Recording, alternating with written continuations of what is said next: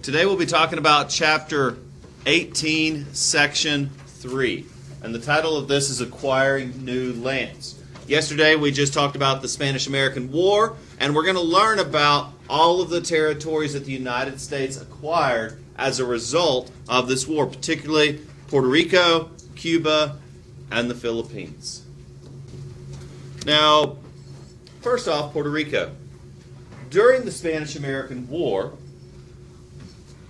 the island was occupied by United States General Nelson Miles.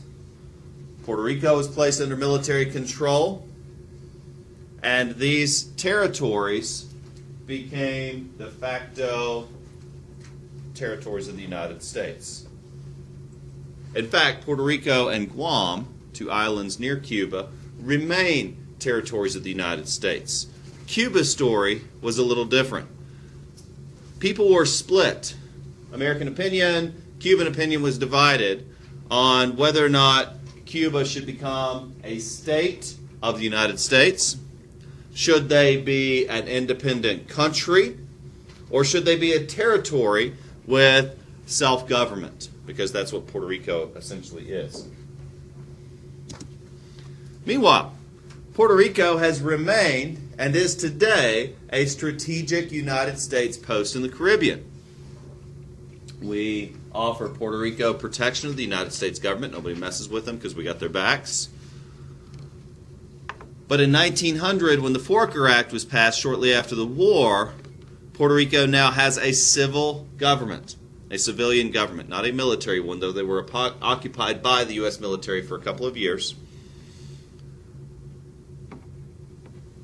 Puerto Rico has its own president and now has its own legislature. Though for a time, Puerto Rico had a governor appointed by the President of the United States. But as of 1917, Puerto Ricans are American citizens. And they do have democratic rights to elect their own leaders. So meanwhile, relations between Cuba and the United States. The United States recognized Cuba's independence from Spain officially. In fact, after the war was over, we issued the Platt Amendment, and this stated that the United States had no intention whatsoever of taking over Cuba. While we took over the Philippines, while Puerto Rico and Guam became territories, the selling point for the Spanish-American War was that we were, quote, liberating Cuba. However, after the war was over, the United States occupied Cuba. So though on paper Cuba was independent, in practice we left a strong garrison there. Many of the same rulers in Cuba that were ruling at the time of the Spanish remained in power. So there were very few real changes. In fact, this was often the story of revolutions, not only in South America, but even in the United States. Many of the same leaders that were there when it was a colony continued to be in power. In fact, many Cuban protesters who were protesting the United States treatment or the sham of the whole thing were thrown in prison or even kicked off the island. Meanwhile, the American military government helped to rebuild the country. But I want to point out the irony here. You see, Cuba was undergoing a revolution. But at the end of its revolution, very little actually changed. America underwent a revolution in 1776, right? Paul Revere writing, the redcoats are coming. But what actually changed? Women didn't get the right to vote until much later.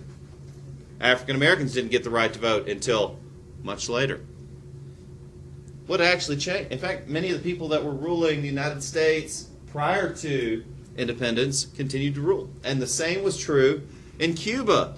Although, this is what the newspapers were printing, right? The Spanish misrule was leading to anarchy.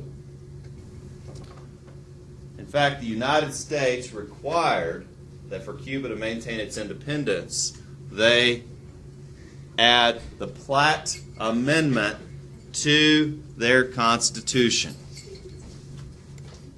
Now, the Platt Amendment had some important stipulations. Cuba got to be independent, yay. However, they could not pass treaties that allowed foreign control over their land.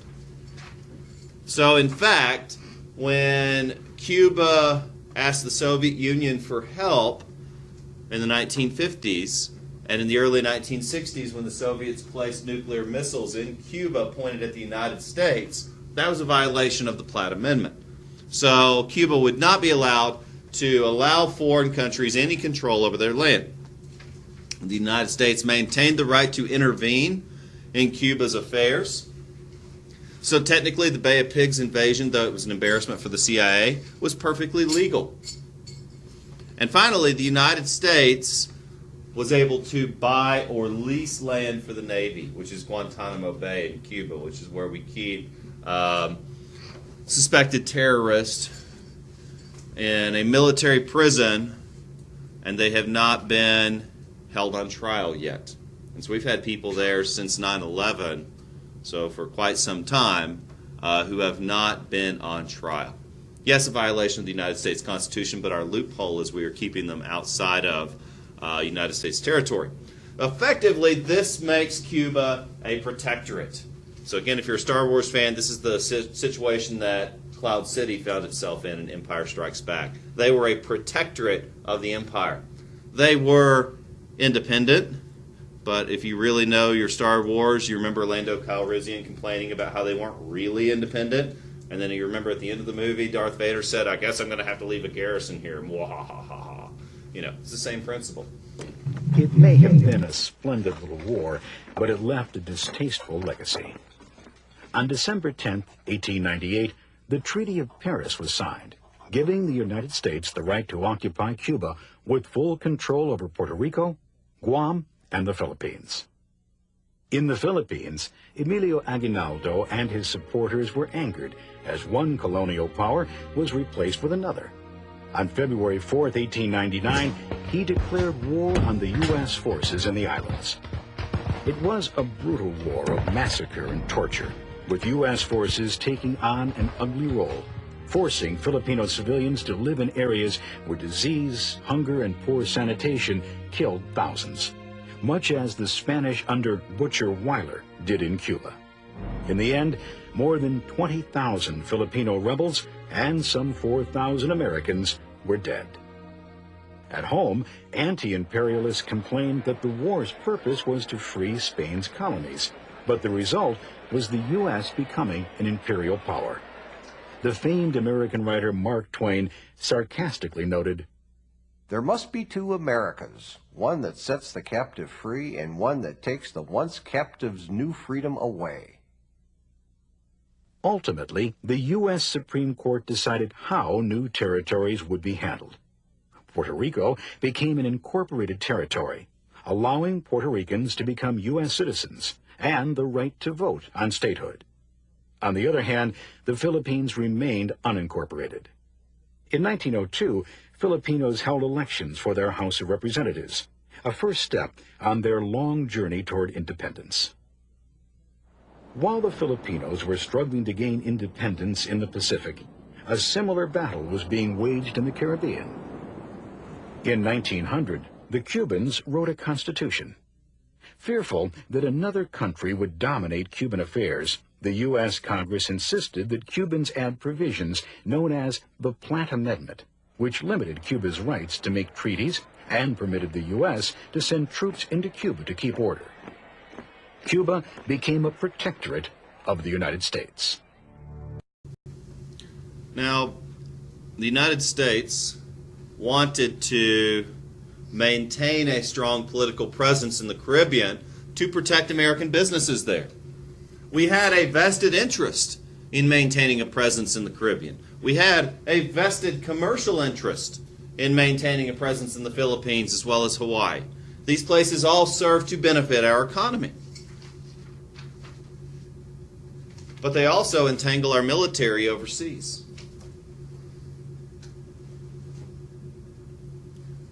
It's no exaggeration that our motives in the Persian Gulf War were primarily financial.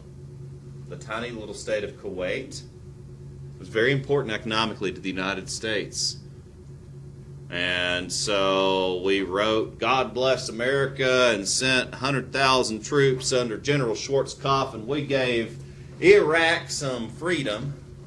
Well, Kuwait some freedom, and Iraq some bombs. Why? Well, for oil. The war was short, lasted 3 days, but the point is, we will use our military to protect our commercial interests, particularly in the Philippines. And this is, unfortunately, as the video said, a distasteful legacy.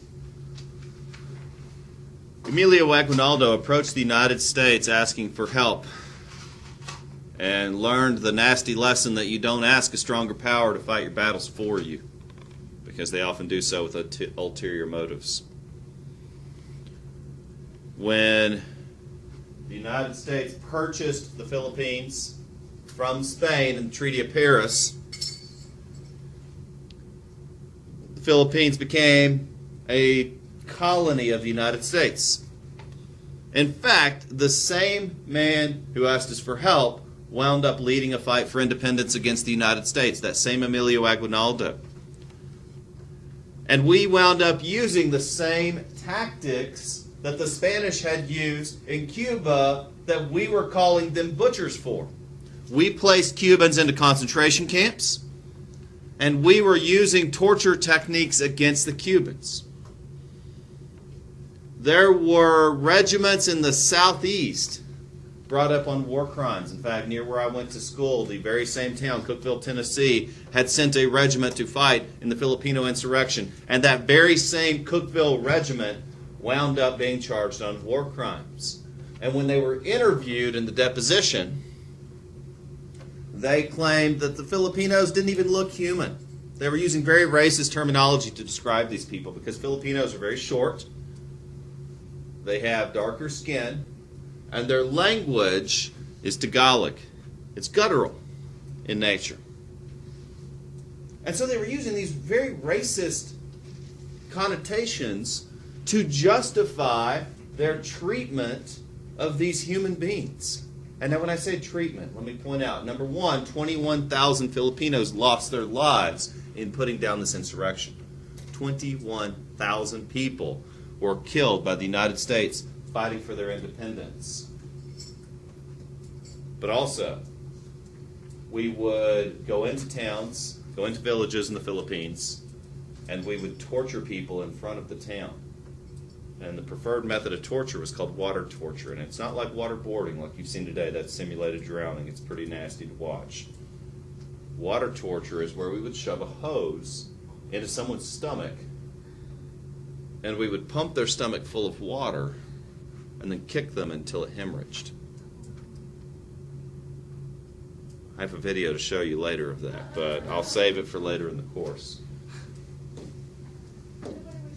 Let's see it.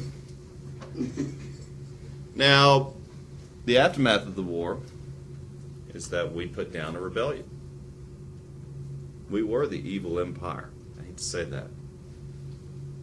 The United States president appointed a governor who appointed an upper house, and people got to elect a lower house, but it's not a very transparent democracy.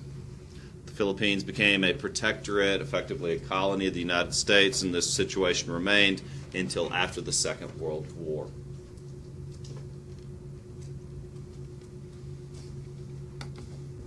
On to China. The United States has and continues to have a great interest in China.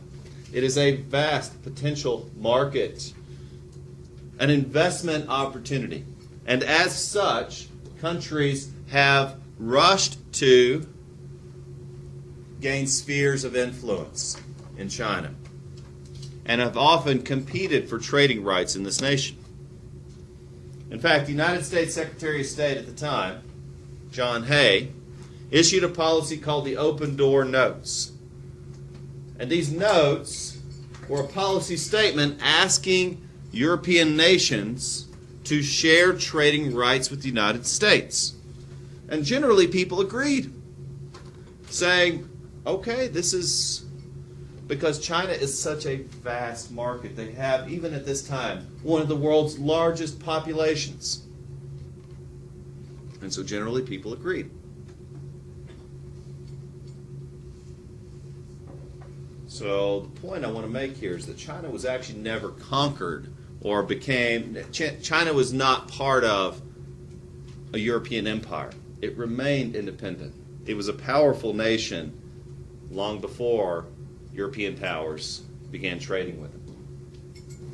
In fact, the Chinese are a very proud people, very nationalistic, very isolationist in themselves. And while Europeans were dominating commercially in China, many Chinese people felt this was harming their culture. And so they began to form secret societies, not unlike the Ku Klux Klan, not unlike these alt-right movements that you've been hearing about. They were called the Boxers. And the Boxers were a Chinese secret society dedicated to preserving Chinese culture. They began to commit acts of terrorism, killing foreigners, killing Chinese converts to Christianity, generally attempting to terrorize Chinese and foreign immigrants into either leaving or retaining their culture. This was called the Boxer Rebellion, where this group attempted a coup in China to take over power. And the United States and European nations sent a coalition of forces to put down the Boxer Rebellion.